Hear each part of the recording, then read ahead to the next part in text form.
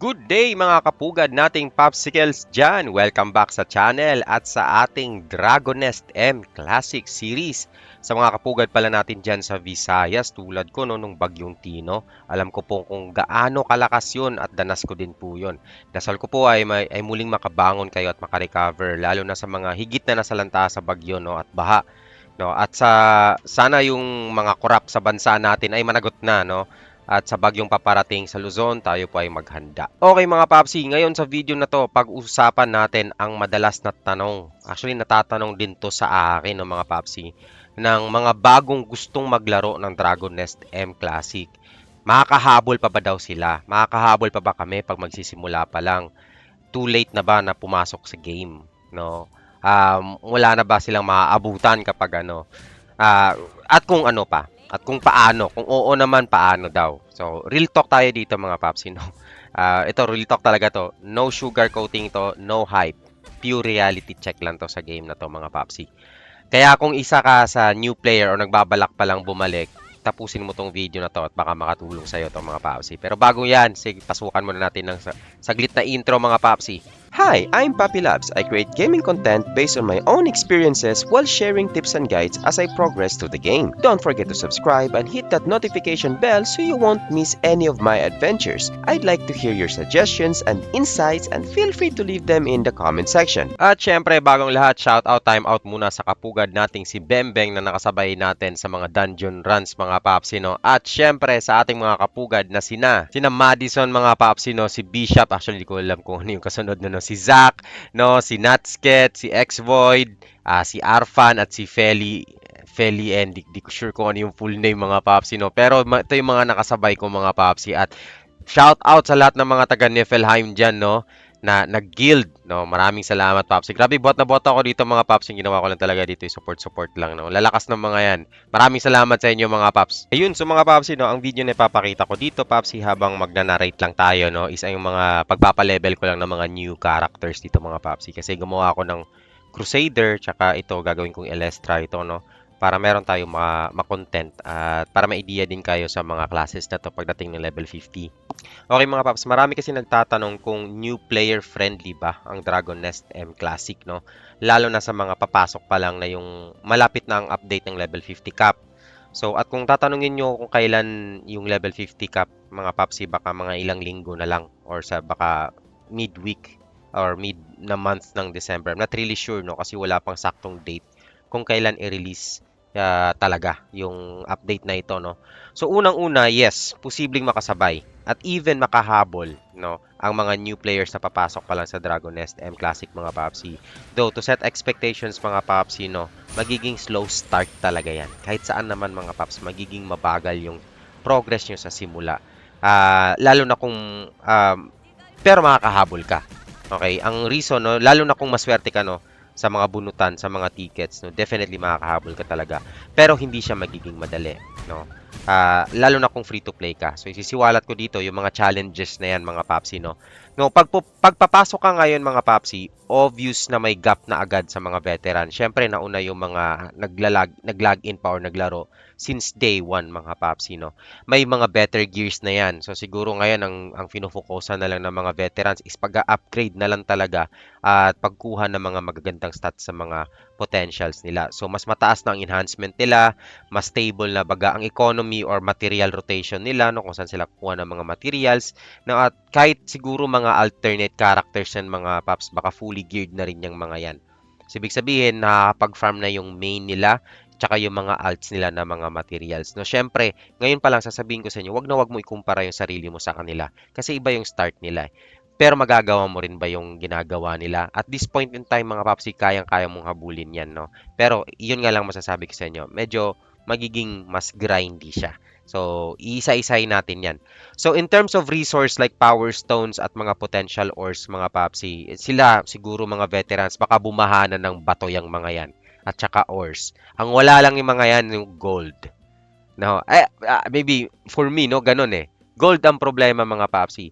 Yun yung dahilan ba't di kami makapag-upgrade. Wala kaming gold. Pero may mga resources kami. Okay?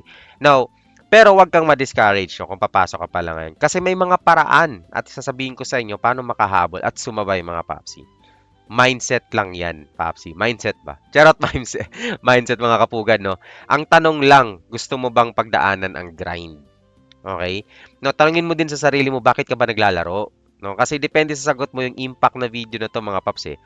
May sagot ka man o wala diyan, tara abante tayo sa video natin mga paps, no. Sasabihin ko sa inyo kung ano yung mga pros and cons ng kakapasok lang ngayon. Okay, so kung ngayon ka palang maglalaro ng Dragon Nest M Classic mga papsi, sasabihin ko ng mga challenges at pagdadaanan mo at kung ano naman ang mga benefits nito or yun nga sabi ko, pros and cons talaga mga paps, no? So ito yung mga realistic challenges na mararanasan mo. Number one mga papsi, no? Uunahin natin dyan, gear gap. Syempre, kung kakapasok mo lang ngayon sa laro, Papsi, huwag mong i-expect na magiging maganda ang gears mo. Pagdadaanan mo yung dinadaanan namin din nung nagsimula pa lang kami. Mula level 1, nag-grind kami. At sa to be honest, mas mahirap dati. Mas mahirap. Siguro naging benefit na lang sa amin ngayon na marami na kaming materials na nag-gather. Kasi since day 1, naglalaro na. Okay? So, gear gap, number 1. Mahirap makahanap ng materials kung late ka na nag-start. Even before, mahirap makahanap ng materials, no? Siguro ngayon, mas marami ka na makakasabay na mas malalakas or pwede kang humingi ng tulong sa mga veterans na. Yung mga dungeon runs at party invites, kadalasan, pinipili kasi ng mga players yung matataas na ratings, Paps, ne? So, kung let's say, kakasimula mo lang ngayon, mababa ang rating mo, for sure, hindi ka makakapasok agad-agad sa mga Manticore or Apocalypse Nest yan. Pagdadaanan mo pa rin yung progression hanggang ma-hit mo yung tamang rating para makapasok ka ng Manticore Hell. Siguro, mostly hinihingi dyan is 25,000 na rating para makapag-Manti Hell ka. Tinatanggap yung mga 20s, 19s kung may mga matataas na rating na kasama, lalo na mga DPS, no? So, palakas ka muna hanggang maabot mo yung threshold na kailangan sa isang specific na nest. Okay? Na siniset ng mga players in game. Hindi naman yung game yung nagset niyan mga papsi. Yung mga players mismo dyan na nagset na, oy, kung gusto mo mag-Manticore Hell, dapat 25,000. Kasi in reality, yun talaga yung masasabi nating optimal na rating, no? Na kayang hindi kayo mag-fail. Mababa ang chance na mag-fail kayo sa pagraran ng mga hell runs, no? Sa Manticore pa lang yung sinasabi ko ha. Pagdating naman sa Apocalypse, kailangan mas mataas din dyan. So at least naka 25,000 ka dyan, Papsi. Kayang-kaya mo na yung Manticore pataas. Okay, dagdagan mo na lang na dagdagan yung ratings na yan. Okay, pag nandun ka na sa threshold na yon, medyo mababawasan na yung chance na hindi ka kukunin sa mga parties, mga papsi. So, ibig sabihin may mga certain ratings talaga na hinahanap yung mga players para makasama ka sa nest. Yun yung number 1 challenge mo dyan. Okay? Number 2 na challenge mo, for sure dito mga papsi, no? Magiging limited ang resources mo. So, nandun yung urge na kapag nagsimula ka, gusto mo nang i-upgrade lahat ng items mo. Hindi yan mangyayari, paps. Unang-una, kakapusin ka ng mga power stones. Pangalawa, kakapusin ka ng mga potential ores. Lagi ka mazizero dyan mga papsi. Kasi yung mga veterans tulad namin, nauna, hindi naman ako veterans, pero matagal na baga sa laro or since day 1, no, naipon na namin yan mga paps. Sobrang dami na namin naipon yan. At si game at lahat mga, si game mismo, yung mga events, yung mga maintenance, yan dun binibigay. May ipon at may ipon mo yan. Babaha at babaha yung karakter mo ng mga ganyan mga papsi, no? Kung matagal ka na naglalaro, no? Pero as a start mga papsi, no, ganun din yung experience namin. Same lang kung ano yung may experience nyo ngayon. Naipon na lang yung sa akin. Sa inyo, kung mag-i-start kayo, syempre, magsisimula kayo sa wala talaga. Ganun naman talaga yon. Pero dahil sa video na to mga papsi, bibigyan ko kayo ng tips kung paano nyo ba may ipon din yan. No? At kung saan nyo i-spend wisely yung mga resources na yan mga papsi, no? Then, kung may mga tanong kay Papsi, leave nyo lang dyan sa comment, no? So, yun yung pangalawang magiging challenge nyo dito mga Papsi, no? So, yung pangalawa, sabi ko, is yung limited yung resources nyo. Tulad ng power stones, potential ores, heraldries, no? Lalo, at gold, no? So, sa simula, marami kang gold, pero unti naman yung upgrade materials mo. At mid-game, dadami ang upgrade materials mo mga Paps, pero kapos ka na naman sa gold. So, ganun yun eh. No, mapapansin mo na napakalimitado pa lang ng mga resources mo kapag magsisimula ka pa lang mga paps, no? So, yun, simulan mo lang muna sa pag-grind ng mga potentials, power stones, no? Sa mga dailies mga paps, sabihin ko sa inyo saan nyo makukuha yan, no? Pangatlong challenge dito mga paps, no, is time wall, No? Ano ibig sabihin ng time wall, mga paps? Maraming progression sa Dragon Nest na nakatali sa daily and weekly limits. May mga limit yan. So, let's say, for example, daily dungeon attempts, nest entries, and fatigue system. So, hindi ka makakapag-grind ng tuloy-tuloy, mga papsi. So, hindi ka pwedeng mag-marathon ng leveling, hindi ka pwedeng mag-marathon ng material grinding, no? Tulad ng ibang MMO. May pacing talaga siya. So ito lang 'yun ang kaya mong tapusin sa isang araw, mga papsi. Darating ang oras sa isang araw na wala ka nang gagawin, kundi gumawa ng alternate character na lang. Parang alam mo 'yun, wala ka nang gagawin sa main character mo. Sige, gagawa na lang ako alternate character. Ito na lang papalevelin ko. 'Yun ang gawin mo, mga papsi, no? Kasi mauubusan ka talaga ng gagawin sa isang character pap sa isang araw, no? Kapag sobrang dami naman ng character mo, mauubusan ka naman. Aabot din sa time na tatama rin ka kaka-farm hanggang mag-focus ka na lang sa main character mo. Okay? Pero at least ready na yung alternate character mo para mag-farm ng specific na mga item para sa main character mo. So, yun, no? So, may pacing talaga siya unless spender ka at may monthly pass ka or privilege pass, no? Mas marami kang attempts na makukuha, mapa-daily man yan o weekly basis. So, yun yung sinasabi ko, kapag spender ka, medyo may edge ka talaga pagdating sa progression kumpara sa F2P. Ganun naman talaga yon, mga papsi, no? So, again, ito, no sugar coating dito. Ganito ang talagang buhay ng gaming. No, Dragon Nest man yan or kahit anong game, mga papsi. Number 3 na magiging, number 4 na ba tayo? Okay, number 4 na magiging issue mo dyan sa sarili or challenge mo. This is more on self na sa sarili nyo na to, mga papsi, no? Event FOMO. Ano ba yung FOMO? The fear of missing out, no? Yung mga events, no? Makikita mo yung ibang mga player, no, yung ganda naman ng costume na to. Okay, ang ganda naman ng ganyan. Paano makuha yan? So, maraming cosmetics and mounts dito, mga papsi, na nagre-rely sa swerte mo. Gacha-gacha. So, hindi ibig sabihin na yung nakita mong karakter na ang pogi-pogi ng suot, mga papsi, is hindi mo makuha yan. Pwede mo pang makuha yan, no? The thing is that, no, gacha nga lang siya. So, may chance lang talaga or RNG. Now, ang additional din sa mga gacha, mga papsi, no, is may mga status sila. So, yung mga veteran sa mga nauna na, marami nang naipon yan ng mga costume na nagdadagdag ng stats sila sa kanila. So, ikaw na nagsisimula pa lang, wag mo ikumpara yung stats nila sa stats mo. Kasi, syempre, marami nang naipon yung mga yan na costume. Ikaw nagsisimula ka pa lang, no? So, yun. Kasi, ang stats dito, mga papsi, in terms of costume, may ano yan, may stats yan kung nakolekta mo ang isang set ng isang costume. At syempre sa mga naglalaro ever since day 1, no, ilang bunot na rin ang ginawa ng mga yan, Papsi, hanggang sa nakompleto nila, no. So yun. May mga exclusive events kasi or costume na nauna na posibleng hindi mo na makuha, no. Pero hindi ibig sabihin na hindi yun babalik, mga Papsi. May chance pa rin na babalik yun. At regardless man, Papsi, na nandun yun, wala rin namang guarantee na makuha mo yan yung nandun ka sa time na yun, eh.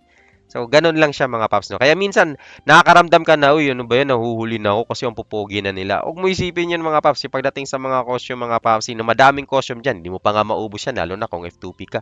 Hindi mo makukuha lahat yan, no? From day 1 hanggang ngayon, nakolekta ko lang ata is nasa 18 pa lang ata, or less, no? So, di na ako sure doon.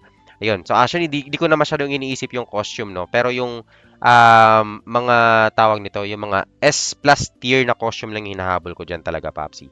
So, pagdating naman dito, kaya kahit veterans, marami din nami-miss lalo talaga. Lalo na yung mga F2P.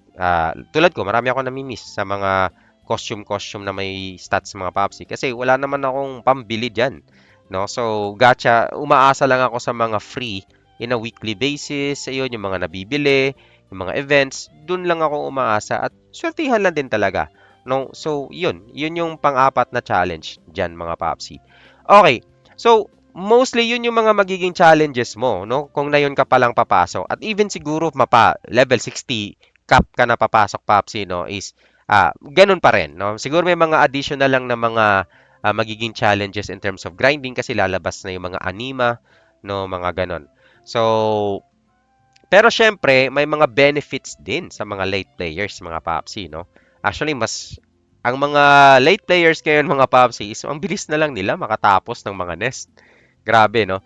At ito yung good news, no? Sasabihin ko na sa inyo paano i-counter 'tong mga challenges sa taas, mga papsi, no?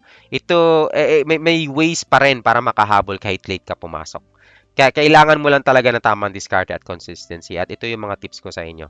Okay, number one na tip ko sa inyo, mga papsi, para ma-counter ang gear gap, no? Focus ka sa main story and leveling. Okay? Ngayon, kung ngayon ka papasok, mga papsi, no, wag ka muna magpaka-stress sa gear score o rating mo, mga papsi. Pagpatak mo ng level 32, wag mo agad pasukin yung Cerberus, mga papsi, no. No, I suggest tapusin mo yung main quest hanggang mag-level cap ka. Level 40 or level 50 na siguro kapag napanood mo na tong video na to. Unahin mo muna i-clear ang main quest at unlock lahat ng feature to be specific. Abutin mo muna ang level cap, mapa 40 man yan o baka level 50 kung medyo late mo na napanood tong video na to. Once na na-open mo na lahat ng content, doon ka mag-start mag-optimize ng character mo in terms of gears. At by the way, may newbie reward din para sa mga new players, mga papsi. Binibigyan kayo ngayon, no, ng Manticore set, no. Ngayon depende lang, depende kung kailan mo napanood mo nga tong video na to, baka wala na, no. Pero as of the moment, nang ginawa ko tong, kasi kahapon ko lang actually ginawa tong character na to, mga papsi, meron pa din. No, and I think matatagal pa yan, mga paps. Tatagal pa tong event na to, no. So kung maglalaro ko ngayon, I suggest mag-create ka na ng character, kasi on the fourth day meron ka ng Manticore set. Hindi lang armor, mga papsi, pati accessories. At yung Manticore set na yan, ang tagal naming hinant yan. Ilang linggo naming hinant yung mga F2P. Kasi napakatumal ng drops niyan. Pero sa inyo ngayon, ibibigay lang. Ganon kaswerte ang mga new players ngayon, mga paps, or new characters, baga. Okay? So, matagal naming grind yan. So, yun yung isa sa mga benefits, mga papsi, no? Yung Manticore set na yan, bubuhatin na kayo hanggang hell mode ng Manti na yan, no? Equipan nyo lang ng matinong heraldries, yung mga ano nyo, yung mga main character nyo, palag na yan, mga papsi. Ano na kayo sa Manticore na hell na level 40 kung at pabutin nyo ng 25,000 at least yung rating nyo. Kayang-kaya yan, mga paps, no? Okay? So, mag-focus kayo sa tawag nito sa heraldries, tsaka sa mga potential. Pag-uusapan din natin yung mamaya, no? At kung may kaibigan kayong magbubuhat sa inyo, no, mas maging mabilis pa ang catch-up nyo. At mula dito, dahan-dahan nyo i-optimize yung character nyo nga, sabi ko, at mag-upgrade ng gear set nyo or iba pang character progression. Ibig sabihin, gumawa kayo ng alt character. Kasi, sabi ko nga, mauubusan kayo ng gagawin sa isang araw, sa isang character, mga paps, no?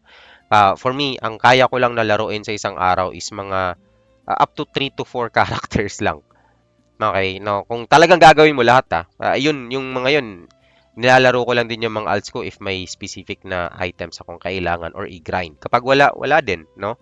Ayun. So, nililimit ko din kasi yung araw na paglalaro ko, mga papsi. Like, hindi ko ini-spend yung buong araw ko sa paglalaro din. No, kasi syempre, may ginagawa din tayo sa totoong buhay, no? Nagga-grind din tayo in real life. So, number 2 na tips ko sa inyo, mga papsi, para ma-counter ang time wall, no? Ibig sabihin, yung mga kakulangan nyo ng resources nyo, gawin nyo yung dailies. Yun lang yan, mga papsi. Okay? Napaka-importante ng dailies, no? Parang isipin nyo, ang liit lang naman ng bigay ng mga dailies. Totoo yan, ang liit lang ng bigay ng mga dailies, mga papsi. Pero naiipon yan, mga paps. Magugulat kayo kung gaano kadami yan. No? Gawin mo lahat ng daily activities dito. No? Kasi makukuha mo mga resources mo para sa upgrades tulad ng gold, herald, stones, and ores para sa potential, no? So gawin mo yung mga daily dungeons, abyss, chaos, at mga guild quest. Weeklist naman tulad yung ng nest, mga weeklist yung nest eh. Kahit boring minsan yan, again, sabi ko, real talk to dito, mga papsi, tatama rin ka kung marami kang karakter na nilalaro. Pero kung isang karakter lang nilalaro mo, saglit lang yan, no? Na magkakaroon talaga na mauumay ka. Pero yan ang foundation ng progress, no? You just have to show up every day para mag-dailies, papsi. Mag-login ka lang para mag-dailies, no? At tingnan mo kung ano yung i-upgrade, pwede mong i-upgrade sa character mo. Sapat na yun, no? Kung may alt characters ka, laruin mo rin yung alt mo kung may extra time ka pa, no? Magugulat ka na lang sa progress ng character mo, no? Dailies lang ginagawa mo, mga papsi. Remember, sa mga games, dalawa lang yan, mga papsi. Consistent ka or mag-i-spend ka. kung F2P ka, dapat consistent ka, no? Hindi ko naman sinasabi na gawin mo to religiously, no? Kundi, lagit ka lang, no? Kung trip mo, no? Pero, kung consistent ka naglalagin everyday, Paps, makikita mo talaga yung progress mo. Mabagal man yan, or saktuhan lang, no? At sa mga nagta-top up, syempre, mas iba naman yung galawan nun sa mga spenders, no? Kasi, lalo na kung spender ka, tapos consistent ka, no? Iba yung progress nun, mga Paps. Okay, so, tip number 3, mga Popsicle, no? Sumali ka ng guild. Okay. Ngayon, kaklaruhin ko ba't ka sasali ng guild. Hindi mo kailangang sumali sa napaka-competitive na guild, mga papsi. Ang kailangan mo lang is makakomplete ng nest. So, sumama ka lang sa mga taong kaya kang pakisamahan, mga papsi. In terms of your rating, no? So, kung makahanap ka ng mga whale-based na mga guild, mga papsi, no? Yung maraming balyena na guild, no? Para maraming mag-carry sa'yo. Kung ganun ka mag-isip, mga papsi, no? Unang-una, magiging challenging yun. Kasi may requirements yung mga guild na yun. Hindi ka makakapasok. Sabihin ko sa'yo, hindi kayo makakapasok kapag mahina kayo. Real talk yan. Pero madalas, ang kasama ng mga balyena, di ba, ay kapwa balyena din. Mga spenders, kapwa spenders lang din. Nagsiset ng mga standards yung mga yan. And hindi mo masisisi yung mga yon. No? Competitive sila eh. Ganon talaga ang gaming industry, Papsi, no? Kung hindi mo ma-meet yung requirements, hindi ka talagang makakapasok. Okay? Sa guild, hanapin mo yung kaya mong sabayan, mga Papsi. No? Kaya yung sabayan, no? Huwag mong isipin na may magbubuhat sa'yo. Kasi mentality kasi ng mga ibang players no naghahanap ng malakas para magbuhat no. Which is di natin maaalis 'yon. Kahit ako, gusto ko din ng malakas na kasama. Totoo naman 'yon. But it's good na may mga kasama ka na alam mo magkasing level kayo and then sabay-sabay kayong lumakas Papsi sa isang guild. Kahit unti lang yung membro ng guild. Kahit ikaw magsimula ng guild mga Papsi no. Kupkupin mo yung mga new players no. Actually diyan nag-start ang Tavern Tale, taga-kupkup ng mga ng mga players mga Paps na hindi pa nakahanap ng guild kung saan sila. At parang yun na yung naging kultura ng Tavern Tales. No? Normal naman ang mga magpapabuhat, pero kung tawag nito, kung walang bubuhat, okay lang yan. Ang importante makatapos ka ng run. Yun lang yun. Dapat matapos nyo. Matagal man yan, no? Bibilis din yan in time mga papsi. For sure may mga veterans naman madalas tutulong sa newbies, lalo na kung active ka. So wag kang solo player, no. Maghanap ka ng pamilya sa Dragon Nest, no. Kahit sa ang guild man 'yan basta may makasabay ka. Okay? At kung talagang mas okay sa na walang guild at gusto mo solo lang, no, magpo-progress ka pa rin, no, via random players. So sa mas okay lang talaga kung may mga makakasama ka na alam mo na yung galawan din kaysa lagi mong hulaan yung galaw nila sa nest, no? Hindi ka sure baga. So, may chance na mag-fail. Pangalawa din na downfall sa mga randoms, mga papsi, no, is kung talagang ano yun, roll talaga sa items yun. Walang bigayan doon, madalas, unless na pag-usapan nyo during run. Okay, yun lang yung napapansin ko. Okay, tip number 4, mga papsi, no, be smart sa mga resources nyo. No? So, huwag mong sayangin yung gold at gems at random enhancements nyo, no? Mag-ipon ka muna, din focus ka lang sa isang main character mo. Doon mo buhusin lahat ng resources mo muna. Pag naka-establish ka na sa main character mo, saka ka mag-alt farming. Or kung wala ka nang gagawin sa main character mo, saka gumawa ng alternate character para ma-explore mo rin yung ibang type ng mga classes. So, pag kaya na ng mag-run ng main character mo ang pinaka-latest na nest na level cap, let's say for example sa level 50 kung Archbishop or si Dragon kung kaya na, ay yun, pagtuunan mo na ng pansin yung farming ng alts mo. Pwede ka nang mag-start ng alt farming. Pwede ka nang gumawa ng alt characters, mga ganon. Pero the earlier the better na meron kang alt character kahit hindi mo laruin mga papsi. Kasi yung mga rewards kasi sa maintenance binibigay din sa alt character na pwede mong i-transfer sa main character mo. Okay? So ito, type number 5 or additional lang to na tips mga papsi. Pagdating sa resource management, simple lang ang masasuggest ko. Napakasimple lang mga papsi. Focus ka sa mga inheritable stats and upgrades. Pag sinabing inheritable, nata-transfer na mga stats. May mga upgrade mechanics kasi sa Dragon Nest M Classic Papsi na pwede mong ilipat sa bagong set ng equipment. Tulad ng number 1, enhancement, nalilipat yun. Number 2, potentials, nalilipat yun. So, I suggest ito muna yung pagtuunan mo ng pansin pagdating sa upgrades. At isabay mo na rin ang pag-synthesize ng mga heraldries hanggat may makuha kang high tier na heraldries mga papsi. So, yung tatlong yan ang mabibigay ko sa'yo or ang magbibigay sa'yo ng spike ng progress ng character mo at rating. Mabilis mo makuha ang 25,000 minimum na kailangan mo na rating Papsi to run Manticore Hell kapag ginagawa mo yan. Okay? Na syempre, hindi ka titigil doon. Hanggat may resource ka, upgrade ng upgrade mga Papsi, no? Ayun. So, last na tip ko sa inyo, Papsi, is yung mindset, no? Ito yung sinasabi ko, no? So, mindset lang talaga. So, ano bang ibig sabihin dito? Ang pinaka-importante sa lahat talaga is yung mindset kung ba't ka naglalaro. Kaya kung tinatanong sa'yo, ba't ka ba naglalaro nito? Gusto mo lang bang itry? No? O kung magustuhan mo, itutuloy mo ba? Parang ganon. So, ang isa pang masuggest ko, Papsi, is, again, wag na wag mong i-compare yung sarili mo sa mga top or whales or sa mga spender or whales, no? Hindi mo masasatisfy ang sarili mo kapag inukumpara mo lagi yung sarili mo sa ibang players, no? Mamangha ka lang sa progress nila, pero wag na wag mo ikumpara yung galaw mo sa galaw nila or yung progress mo sa progress nila. Iba yung kamadahan or diskarte nila, iba din yung diskarte mo. No, iba yung spending nila, ikaw iba din yung spending mo. Hindi naman kayo parehas eh. May anak ng DPWH, meron ding iba na anak ng contractor. Ay, hindi ko alam kung alam niyo na yon. Huwag kang magmadali. Huwag mong stressin yung sarili mong lumakas ng bigla-bigla. I-enjoy mo yung daily progress na nagagawa mo sa karakter mo araw-araw. Yun lang yun mga paps. Ganun lang naman yung laro ko dito. Kaya nag-i-stay ako sa laro ng mga ganito eh. Kasi yung progress, no? Unless pinabayaan na talaga tayo ng devs, no? Ganun lang naman yun eh. Na parang wala. May favoritism na lang talaga ang devs. At mararamdaman naman ng players yun in time. Pero dito kasi so far balance naman mga papsi eh. No, umangat ka lang ng 200 rating per day, progress na yan mga papsi. Ang kalaban mo dito ay yung sarili mong progress kahapon, hindi yung progress nung iba ha. So, yun. If consistent ka, kahit F2P ka, after few weeks or months, mararamdaman mo yung power spike mo din, mga papsi. Sinasabi ko sa inyo. At doon mo marirealize na, oo, makakahabol ka nga. Basta wag kang bibitaw. Di ba? Ganun lang yan mga papsi, no? So, ayun mga kapugad, makakahabol pa ba ang mga new players sa Dragon Nest M Classic? Ang sagot, oo naman mga popsicles. Kung may tiyaga, diskarte at tamang mindset. Siyempre, pag pinapanood mo yung mga videos ko, no, mga paps, hindi ko pinopromote pero sana makatulong sa inyo baga.